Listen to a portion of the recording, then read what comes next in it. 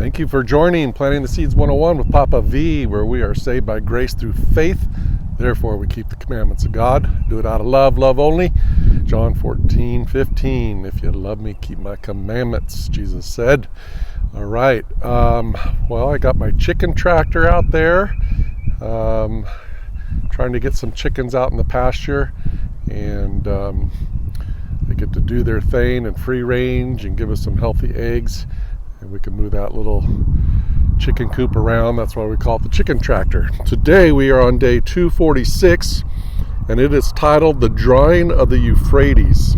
We are reading Revelation 16, verse 12. Then the sixth angel poured out his bowl on the great river Euphrates, and its water was dried up, so that the way of the kings from the east might be prepared. Revelation 16, verse 12. History reveals that the Euphrates River ran through the great city of ancient Babylon. It was its lifeblood. In 539 BC, the Medo-Persians, led by Cyrus the Great, took the supposedly impenetrable metropolis, not by mere force, but by ingenuity. Digging channels upstream, they diverted the Euphrates, creating a dry road for the army to march unobstructed beneath the city walls. In Daniel 5, the Bible recorded this invasion from the opposite perspective of the heedless Babylonians. The events of that fateful night, which spelled the end of the Babylonian Empire, are referenced in today's verse.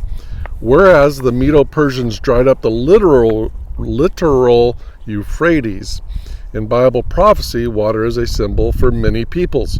Revelation 17, verse 15. We've also learned that the devil, through the agency of the two beasts, has gleaned the support of nearly the entire world. Revelation 13, verse 8 and 12.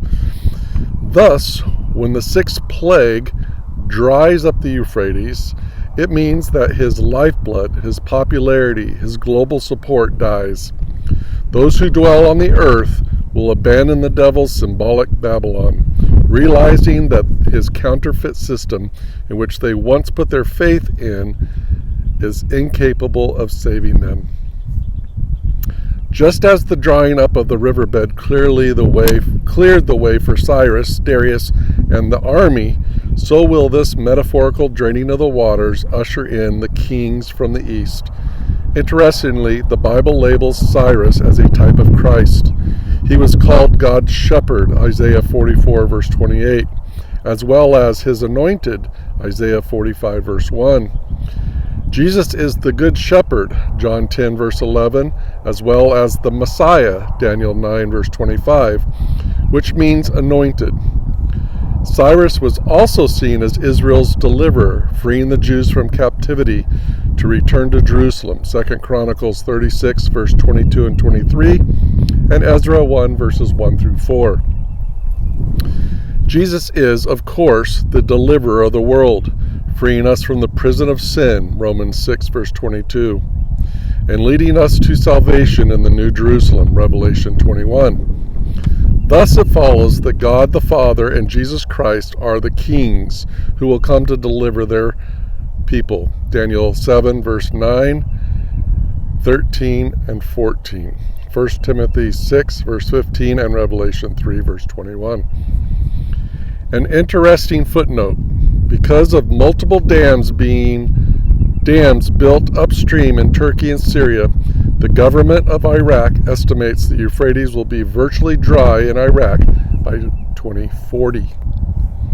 The prayer, Kings of Kings, may I not be like the ancient Babylonians, unprepared for judgment day, but may I herald your glorious procession at the end of time. Amen. For further study, you can read Isaiah 61, verse 1 and 2, Daniel 11, verse 44, and Revelation 9, verse 14. All right. Thank you for listening. Please like, share, comment, and subscribe, and have a blessed day.